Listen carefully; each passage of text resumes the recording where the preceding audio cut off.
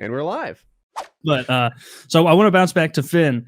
So what was kind of the reaction of your family, if they had one, when you started doing this online? I was imagining myself, and like I was just thinking, like, man, my dad and my parents would not have been cool with me doing that. Is my guess. Actually telling them was a remarkably smooth thing, but there was plenty of times that like it was happening and they got glimpses into it and I hadn't told them yet, which is so goddamn funny to me.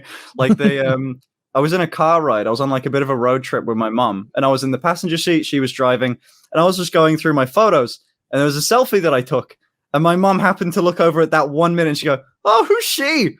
I went, "Oh, my friend." I forgot what name I made up, but yeah. And then half a year later, I saw your mom thinks you're cute. So then, when you just went and told them, and they were like, "You know what? That's great. Good for you." This would make such a good episode, like a sitcom, where you like have to keep. You're like, "Oh, that's my girlfriend. Oh, what's her name?" And you have to make up a whole persona, and you have like they come over, and you have to pretend to be the girlfriend. You're like leaving the room and then getting dressed again. Tom Hanks sitcom, Bosom Buddies. Oh yeah, wasn't that where like the landlord wouldn't allow like cohabitation between like a man and a woman, and so he had to like dress up as a woman so that he could like. If I recall, the entire building was female only. But the rent was low, so he and his male co-star pretended to be women every time they entered the building, and some of their friends knew and some didn't. That's a good premise for a show. That wouldn't work anymore. Somehow they'd get canceled, even though it didn't seem all that harmful. So was there a difference in the way your mom and dad responded to it, or were they both cool? I've got a worse one about my dad, which I've told before, but oh my god, it makes me cringe just thinking about it. Because the way he the way he initially at least got his first glimpse into what I was doing was that he'd found, weirdly enough, like he'd found a pair of underwear, which a pair of women's underwear that I had for a stream at some point, and he saw them in the laundry, and he didn't assume. By the way, I've just thinking about this now. He didn't assume I had a girlfriend. He immediately went to, "Oh, he's a cross-dresser. Okay, cool." That was it. He never assumed that I had a secret girl. I'm just now thinking about that. He's an intuitive guy. Yeah. No, I think he just didn't think much of me. I'm trying not to think much of me. I have so many jokes, but I don't want to be mean. It's just like, oh, there's no way he's got a girl that's hot enough to wear these coming over. These are my son's panties. These are my son's panties. The moment every father dreams about. Victor's secret. Yep. Victor's secret. Well, that's good. Your parents were cool. That's got to be a website. Oh, it must be just male lingerie. It exists. Secret. It's got to be like cross-dressing wear. Oh, please. But he went on with that assumption. No one ever corrected him. I got told like months later about that story from my mom, and she was like, "Oh, he was right." After I told her what I was doing, but then he.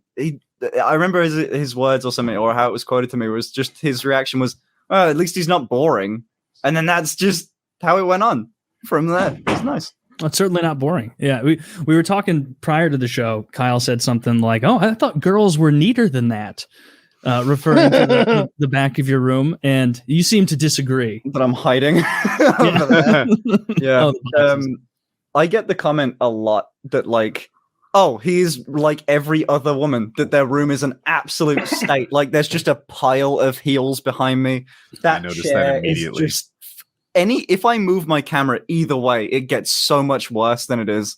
Like it's so bad, especially when there are so many tools to create this illusion that like, oh god, there's so much stuff just around me. And then every girl's house I've been to seems to just have a random assortment of like bras, underwear on the floor. And that's just how maybe it's a like 20-year-old thing. They just haven't learned. I was like, when Kyle was saying how he just had shit around, I was thinking in my head, God, I thought I grew out of that. I thought you're supposed to grow out of that. I thought like naturally I'd get better at it. No, you naturally get neater.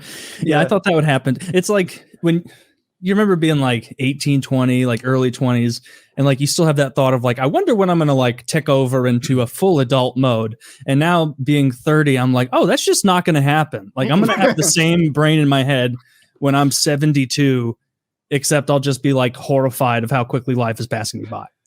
Like, what do you want? But you think that you haven't matured, and by the way, that just carries on where you're like, yeah, I'm 48 years old and as immature as ever. But then you hang out with young people who are laughing at like stupid TV commercials, and you're like, you guys are fucking imbeciles. I guess that is true. Yeah, over time, it's so slow that you don't notice. We become more sophisticated, but I still think there's that part of us that would love to like. I've tried wine.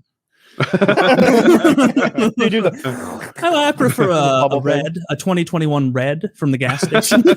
I can't remember what movie that's from. Where the guy he gets the wine, he sniffs it, he goes, he does that bubbly thing where you like suck it through your tongue. He goes, "This one is a red." Yeah, that's about my level of knowledge too. Yeah. Like wine is bullshit. I love when they get those wine connoisseurs, those sommeliers, and they like have them try to tell the difference between like a $12 bottle of wine and a $1,200 bottle of wine, and they can't.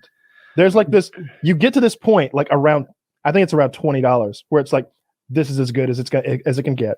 At $20, we're there. Like $20 will get you like an 8 out of 10 wine, and $20,000 gets you like a 9 out of 10 wine. Is that true? Like, what percentage of like are huge amounts of sommeliers failing like a $20 versus a $2,000 test?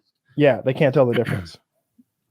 I mean, but it's really just sales. If they seem confident and their name is French, I would trust them.